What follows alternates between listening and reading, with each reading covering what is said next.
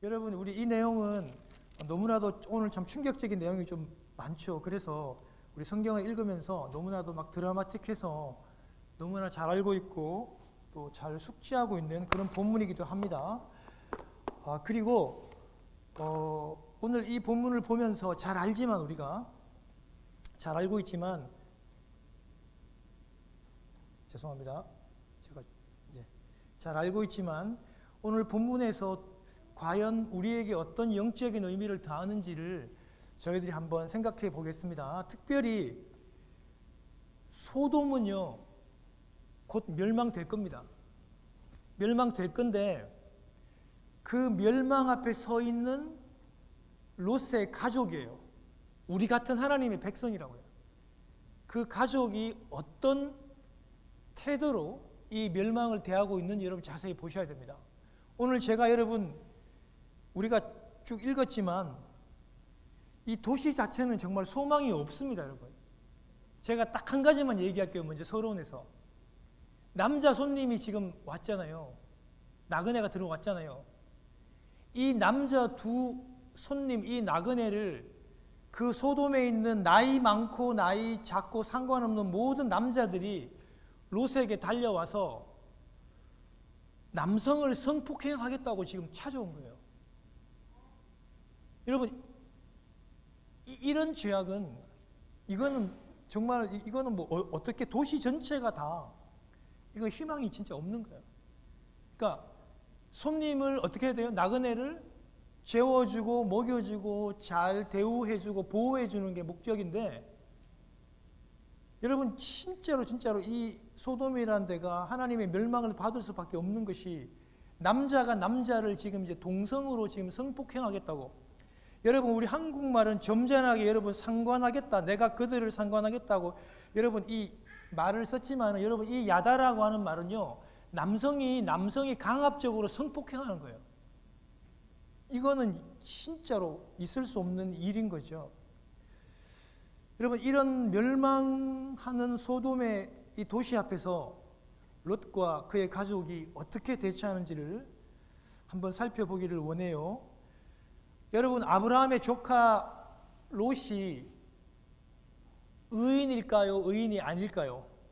우리가 지금 쭉 이 본문을 살펴봤잖아요. 그죠? 제일 처음에 아브라함을 따라서 사실은 갈대아 우르에서 그 우상을 버리고 같이 나왔던 것은 굉장히 잘한 일이지만, 지금까지 우리가 쭉 살펴본 거로 보면 롯은 행동으로 봤을 때는 그렇게 의인에 가깝지는 못해요. 복음 받았습니다. 분명히 영적으로 육적으로 아브라함처럼 큰 부자가 됐죠. 그러니까 아브라함과 롯이 함께 거할 수 없을 만큼 그가 큰 부자가 된 게 분명합니다. 그런데 그의 행동은요, 조금 미심쩍어요. 의인이라고 보기에. 아브라함이 롯에게 선택권을 주었을 때 롯이 어디를 택했습니까? 그렇죠. 물이 풍부하고 양들이 풀을 뜯기 너무나도 좋은 소돔이라고 하는 데를 택했지만, 그 소돔은요, 분명히 말씀 가운데 나오잖아요. 하나님을 대적하는 죄악의 도시라고. 제가 좀 전에 말씀을 드렸죠? 이 도시 전체가 다 그냥 동성연애를 하는 그 정도가 아니에요, 여러분. 이런 낯선 사람이 들어오게 되면 집단적으로 사람을 죽이고 성폭행하는 가망 없는 도시를 택했습니다. 왜냐하면 돈이 되니까, 사업이 되니까. 그래서 그쪽으로 간 거예요. 여러분, 전쟁이 났죠? 그 소돔이 북부 연합군에 의해서 완전히 여러분 멸망하고, 롯이 어떻게 돼요? 포로로 잡혀가지고 저 북쪽의 단까지 잡혀가, 240km까지 잡혀간다고요. 거의 죽을 뻔한 그를 아브라함을 통해서 하나님이 그를 살려내죠. 여러분, 하나님께서 이렇게 메시지를 줬으면은, 이런 죄악된 세상을 살면 나 의지와 상관없이 이렇게 전쟁에 휘말리기도 하고 포로가 되는구나, 목숨을 살려주면 눈치를 채고 그 도시를 나와야 되는 게 성도들의 정상이라고요. 그런데 못 나옵니다. 왜요? 내가 이미 이 소돔이라고 하는 곳에 읽어놓은 게 너무 많아요. 그리고 이미 벌써 뭐 목축, 집, 땅 너무 많이 벌어놨어요. 그 포기 못합니다. 못 나옵니다. 여러분, 그런데 오늘 본문에 저희들 좀 보면, 우리가 아까 읽었잖아요. 그리고 집에서 우리가 말씀을 듣고 나왔잖아요. 롯은요, 분명히 세상적으로는 이룬 게 많아요. 부자고, 오늘도 보면은 성문에 앉아 있잖아요. 이게 재판관이 이렇게 하는 거거든요. 리더들이 이렇게 하는 거거든요. 세상적으로는 지위적으로나 어떤 뭐 재물로 많이 벌었습니다. 그랬지만요, 이 도시 안에 아무런 선한 영향력을 미치지 못했습니다. 그리고 이 롯은 심지어 가족들에게조차도 믿음의 가장으로서 영향력을 미치지 못했습니다. 왜냐하면 이 도시를 떠나야 하고 나간다고 했을 때 그 사위들이 어떻게 했다고요? 장인들은 아버지의 말을 농담처럼 여겼습니다. 아버지, 이 좋은 맨하탄을 왜 버려요? 아버지, 우리 강남에서 성공했는데? 우리 압구정에서? 우리 열심히 일했잖아요. 우리 돈 많이 벌었는데? 우리 빌딩도 올리고 우리 비즈니스도 너무 잘 되는데, 자리 잡았는데? 아니, 이 집을 다 두고, 이 땅을 다 두고, 이 차를 두고 지금 어디 가서 산단 말이에요? 여기를 떠난다고요? 장인어른, 코미디언입니까? 혹시 지금 개그를 하시는 거예요? 너무 웃기시는데요?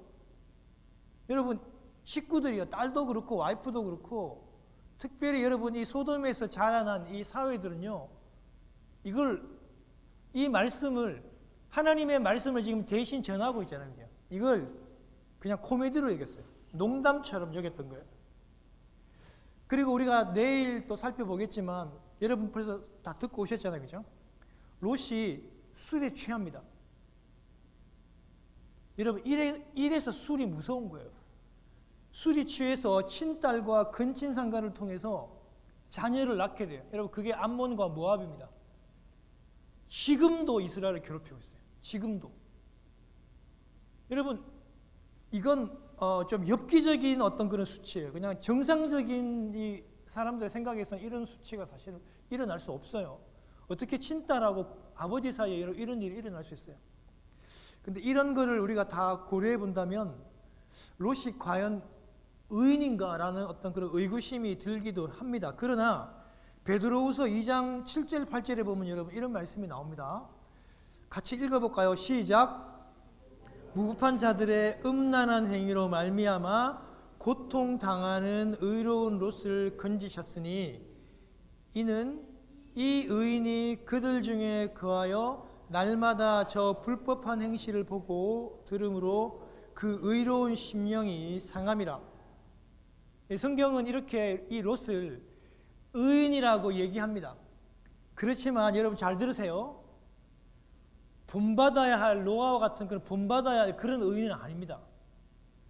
우리 롯을 닮아야 할 어떤 그런 성숙한 의인으로는 보지 않고요. 흠은 많지만 하나님 앞에 은혜를 입은 의인이라는 거예요. 누구처럼요? 저와 여러분처럼. 우리도 예수 그리스도 때문에 죄 많지만 우리가 의인 됐잖아요. 내가 잘나서요? 권사님, 내가 잘나서가 아니라 예수 그리스도의 보혈로 내가 의인 된 것처럼 롯도 여러분 그런 의미에서 의인이에요. 막 존경하고 본받고 싶은 그런 의인이 아니라 죄인이에요. 흠도 많아요. 그렇지만 하나님께서 그를 의인으로 여겨주시는 것과 같은 겁니다. 하나님의 은혜를 덧입혀 주시는 것입니다. 그래서 죄에 대해서 이 롯이 고통받고 있다. 성경은 그렇게 이야기하고 있습니다. 여러분 오늘 롯이 멸망당할 소돔에 찾아온 주의 천사들을 어떻게 영접하는지 우리가 살펴볼 겁니다. 그리고 소돔 사람들의 그 비이성적인 이 동성 간의 성폭력에 대해서 어떻게 대하는지, 또 소돔 멸망의 소식을 가족들에게는 어떻게 얘기하는지, 또 어떤 반응을 보면서 오늘 우리는 롯과 롯의 가족들의 모습을 보면서 반면 교사로 삼는 겁니다. 정면 교사가 아니라. 잘 기억하셔야 돼요. 1절에 보면요, 저녁 때 천사들이, 그 두 천사들이 소돔에 이르고 마침 성문에 앉았던 롯이 이 두 천사를 보고 일어나 영접하고 땅에 엎드립니다. 그리고 뭐라고 얘기합니까? 자기의 집에 들어가서 발을 씻고 주무시고 일찍이 일어나서 갈 길을 가십시오, 이렇게 얘기해요. 그런데 천사들이 롯의 이 제안을 첫 번째로 수락하지 않고 거절합니다. 아니라고, 우리는 거리에서 그냥 노숙하겠다고 이렇게 거절해요. 그런데 롯이 엄청나게 간청합니다. 자기 집에 오시라고. 이제 그제서야 천사들이 그 롯의 집에 가고 롯이 구웠던 그 무교병, 이스트가 없는 딱딱한 빵을 먹게 되는 것이죠. 여러분, 제가 지난 시간에도 잠시 얘기했잖아요. 이 천사들을, 손님들을 자기의 집으로 모셔드리는데 아브라함의 모습과 어때요, 여러분? 너무나도 좀 대조가 되죠. 아브라함 어땠어요? 하나님과 천사를 보고 난 다음에 어떻게 했어요? 너무 기뻐가지고 어떻게 해요? 걸어 다닐 수가 없었잖아요. 막 뛰어다닙니다. 누구와 함께? 아내 사레와 함께, 그 종들과 함께. 그 송아지 잡으러 갈 때도 막 뛰어다니고 빨리 하라 그러고, 아내한테도 여러분, 손님은 세 사람인데 빵을 몇 인분 만든다고요? 세수하면 여러분, 이 밀가루가 최소한의 30인분에서 40인분이에요. 완전 축제라고 생각하는 거예요, 지금. 여러분, 소고기 중에서도 송아지 고기는 굉장히 고급 요리입니다. 그 살이 부드럽고 연해서 그래요. 치즈도 가져왔죠. 우유도 가져왔죠. 여러분, 이렇게 극진히 막 뛰어다니면서 요리하고 난 다음에 어떻게 해요? 마치 종이 하는 것처럼 하나님과 천사들이 식사하실 때 옆에서 수건을 들고 시중을 들었다고요. 왜요? 그 하나님과 한 번이라도 눈을 더 마주치고 그 하나님과 대화하기 위해서 그렇게 했다고요. 그런데 오늘 롯은 좀 부족해요. 여러분, 이 딱딱한 무교병은요, 언제 한다고요? 6월절 무교절 때 먹는, 여러분, 이 절기 때 평상시에는 안 먹습니다. 여러분, 이 치아 다 나갑니다. 너무 딱딱하고 맛이 없어서. 평상시에는 그렇게 안 먹잖아요. 이스트를 넣어가지고 부풀어서 먹는데, 이렇게 빵을 구워와서 그들을 대접하고 아침 일찍 발 씻고 주무시고 아침 일찍 갈 길을 가라고 그렇게 이야기하는 것입니다. 좀 너무 좀 대조적인 모습을 우리가 볼 수 있습니다. 그리고 이 롯이요, 성문에 앉았다라고 하는 말은 당시에 고대 시대 때 이 성문은요, 항상 그 재판이 이루어지는 장소였어요. 뭐 우리가 지금 이미 다 상식으로 알고 있는 거잖아요. 그래서 성문에는요, 아무나 앉으면 안 돼요. 여기 앉았다라는 것은 이미 롯은 그 소돔이라고 하는 사회에서 이미 벌써 자리를 굳건하게 잡았어요. 그러니까 지위가 리더이든 아니면 뭐 재판관이든 어떤 자리를 잡았다는 말이 되고요. 무언가 분명히 이루었어요. 그리고 굉장히 부하잖아요. 재정도 많이 지금 일구었고. 그런데 여러분 잘 보세요. 롯은 소돔 사람들에게 전혀 그 권위와 영향력을 드러내지 못합니다. 왜 그러냐면요, 이 롯은요, 세상과 하나님 사이에 양다리를 걸치고 있어요. 전형적인 양다리입니다. 그러니까 앞뒤가 안 맞아요. 그러다 보니까 이 소돔 사람들에게도 인정을 못 받아요. 가족들에게도 인정을 받지 못하는 거죠. 여러분, 롯이 천사들이 두 나그네들을 성적으로 폭행하려고 이 폭도들이 자기 집 앞에 여러분 찾아와서 막 꺼내라고 하고 막 괌치고 대화하고 행동하는 그런 모습을 한번 보세요. 여러분 생각해 보세요. 만약에 우리 마을에, 우리 도시에 판사의 집에 찾아가서 그 폭도들이 여러분 그런 말과 그런 행동들을 할 수 있겠어요? 그 손님을 안 꺼내주잖아요. 어떻게 합니까? 문을 막 부숩니다, 여러분. 판사 집인데? 말이 안 되는 거. 롯은 분명히 재판관의 위치에 와 있지만요, 세상에 있는 이 소돔 사람들한테 전혀 인정 못 받았어요. 영향력을 못 끼쳤다고요. 하나님의 백성이 여러분 세상에서 돈 많이 번다고 세상 사람 인정 안 해줍니다, 여러분. 착각하지 마세요. 우리가 세상에서 인정받는 길은 예수 잘 믿는 길밖에 없어요. 우리 돈 많이 벌고 시의원 대통령 되고 하면 인정해 줄 줄 알아요? 아닙니다, 여러분. 세상 사람들은요, 우리가 예수를 바로 믿을 때 그들이 우리를 인정해 주는 거예요. 소돔 사람들이 이 재판장인 여러분 이 롯을요 전혀 인정 안 해요. 찾아와서 그 손님이 얼마나 귀한데 그 손님 꺼내라고 하죠. 그 손님 자기들이 동성간에 성폭행 하겠다고 얘기하죠. 안 꺼내주니까 집을 막 부수죠. 여러분, 이건 있을 수 없는 일이에요.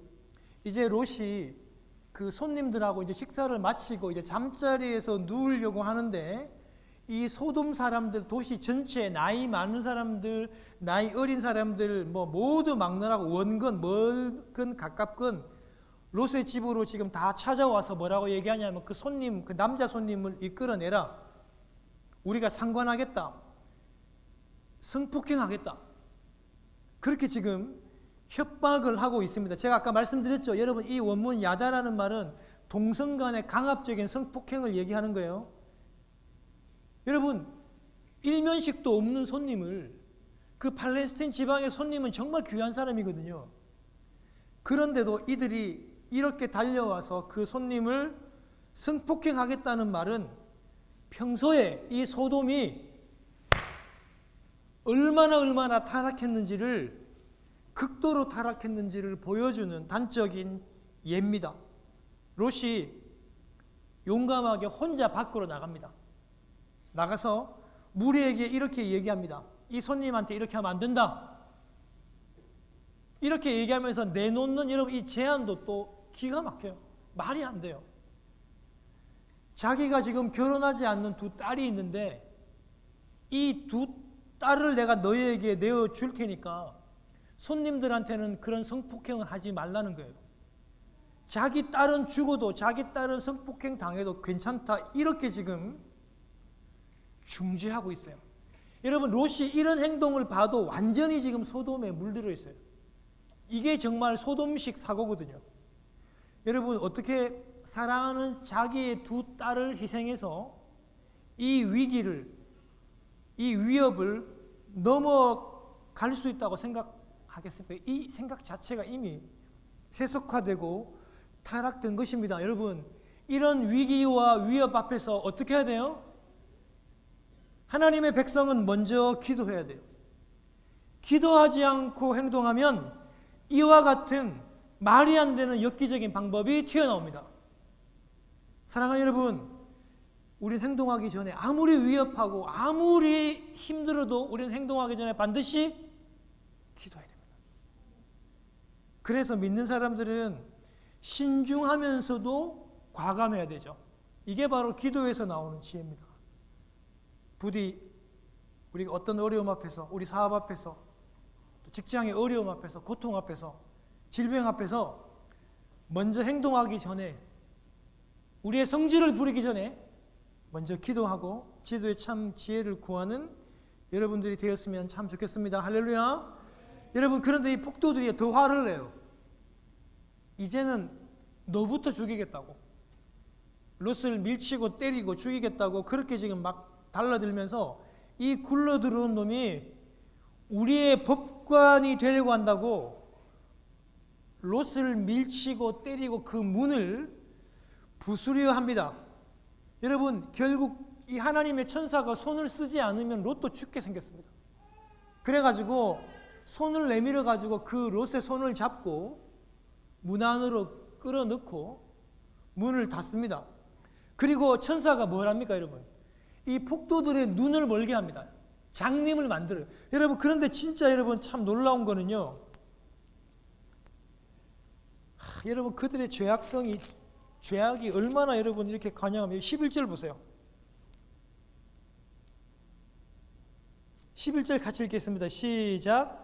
문 밖에 무리를 하고 그 눈을 어둡게 하니 그들이 문을 찾느라고 헤매었더라.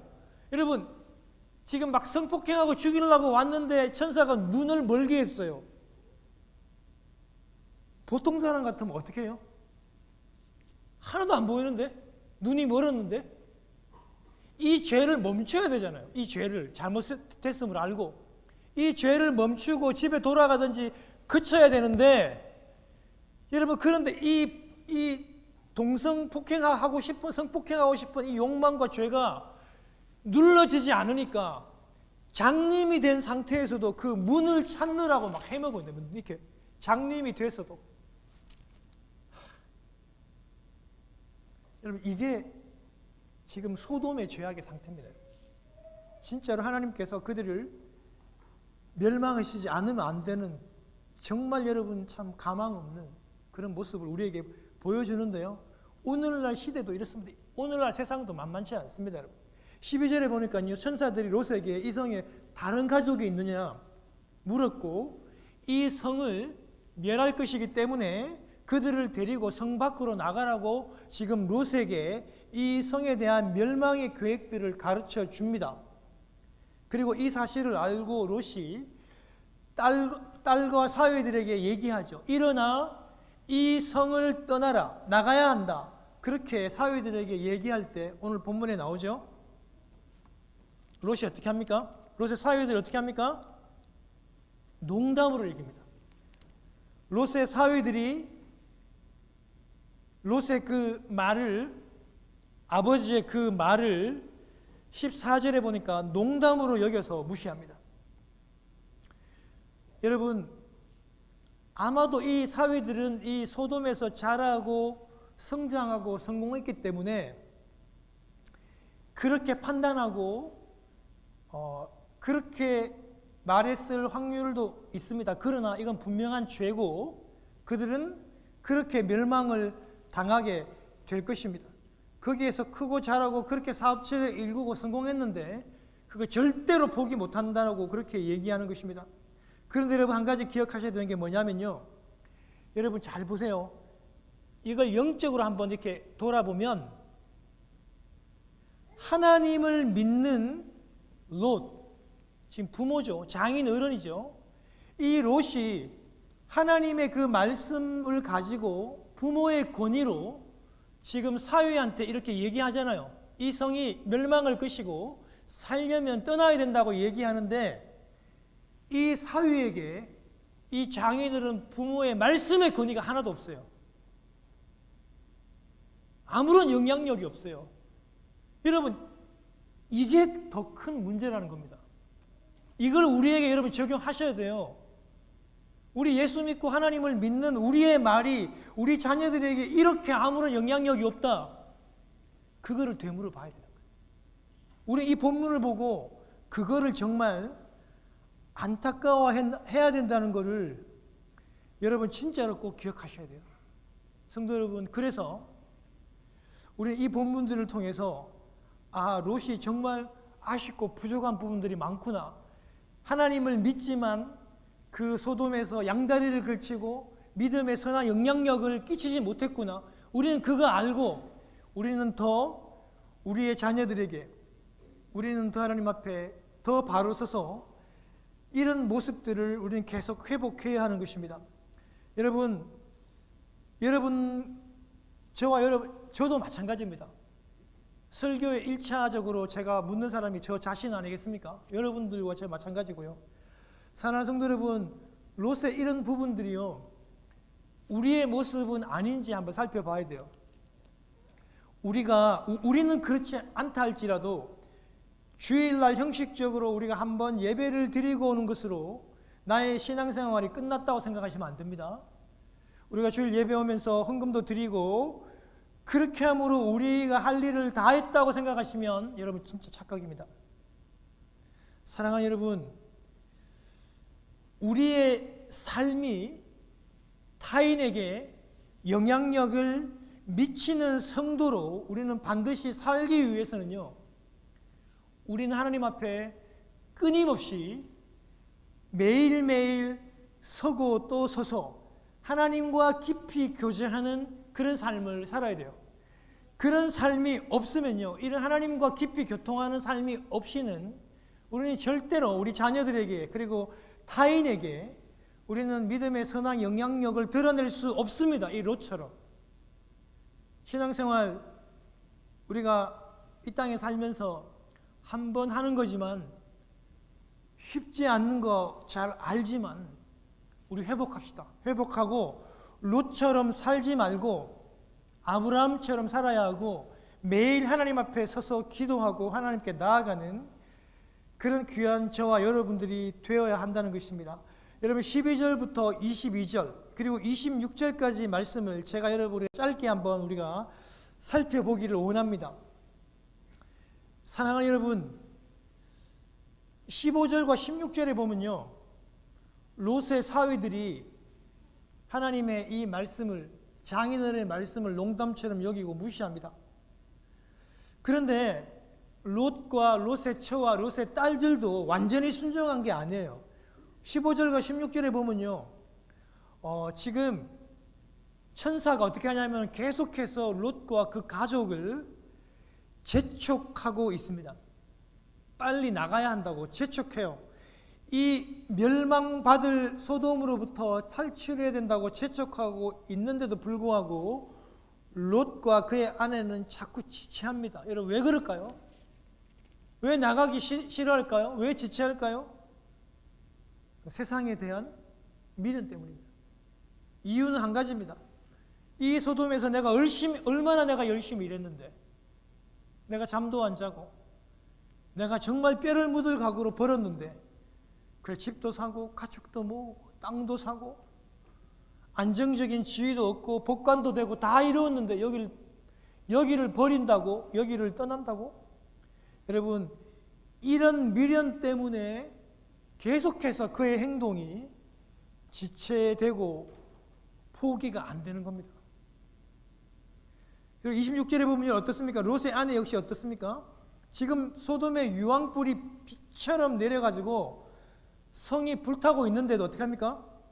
단념하고 포기하지 못하고 계속해서 미련을 가지고 그곳으로 뒤를 돌아보고 있다가 소금 기둥이 됩니다. 여러분, 그녀 역시 지체하고 뒤를 돌아보는 것은 세상에 대한 미련 때문입니다. 이렇게 모았는데 돈 때문이에요. 이렇게 모으고 이렇게 일구었는데 이거 포기하고 못 가는 거예요.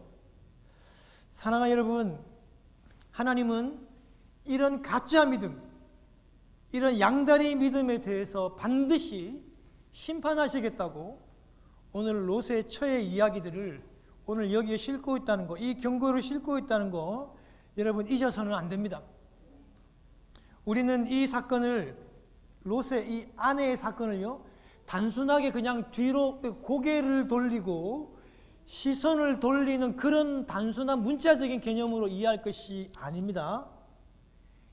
롯의 아내가 소금 기둥이 되었다고 하는 이 담겨진 의미는요, 세상에 대한 미련, 돈에 대한 미련 때문이라는 것을 여러분 절대로 잊어서는 안 돼요. 아까워서 돈을 포기 못하는, 못 버리는 그런 영적인 시각으로 이 본문을 보셔야 한다는 겁니다. 사랑하는 여러분, 하나님의 은혜로 롯과 그 가족은요, 천사들에 이끌려서, 억지로 이끌려서 나와요. 하나님이 여러분 얼마나 안타까웠으면 롯과 롯의 아내와 그 딸들의 손을 붙잡고 끌고 나와요. 이끌고 나와요. 스스로 계속해서 세상을 향해, 소돔 향해서 그렇게 목을 빼고 바라보니까 하나님 너무 답답해서 그들의 손을 붙잡고 이끌고 나와 있다는 거. 여러분 참 이것이 한편으로는 안타깝지만 또 한편으로는 하나님의 그 자비와 긍휼하심이 있다는 것을 보고 또 우리가 또 위로를 받기도 하는 것입니다. 우리 주님께서요, 여러분 마지막 심판, 재림의 날을 누가복음 17장 30절에서 32절에 말씀하시면서 주님이 이렇게 얘기했어요. 인자가 나타날 날, 마지막 그 종말의 날, 그리고 개인적으로 종말의 날, 그날에도 이러할 것인데 밭에 있는 자도 그와 같이 뒤를 돌이키지 말 것이라. 뒤돌아보지 말 것이라고 얘기하면서 롯의 철을 기억하라. 이렇게 주님께서 말씀하시는 거예요. 여러분, 마지막 때 주님께서 말씀하시는 게 뭐냐면요, 주님의 재림은 마지막 날은 반드시 임합니다. 언젠가는 임하는데 그 임하는 날이 가까우면 가까울수록 뒤를 돌아보지 말고 세상을 돌아보지 말고 누구를 바라보라고요? 오히려 주님을 바로 바라보라고 그렇게 얘기하고 계시는 겁니다. 여러분, 소돔처럼 이 세상은 반드시 멸망받고 심판받습니다. 주님의 종말의 날도 반드시 옵니다. 우리는 반드시 이 세상을 떠나야 하고 나가야 합니다. 이 세상을 버리고 누구를 잡아야 한다고요? 예수 그리스도를 믿고 예수 그리스도의 손을 붙잡아야 합니다. 세상과 우리 주님 사이에 양다리는 없습니다. 오직 주님만 붙잡고 이 세상을 향하여 고개 돌리지 않고 주님만 바라보고 주님과 함께 나아갈 수 있는 저와 여러분들이 되시기를 주님의 이름으로 축원합니다. 아멘.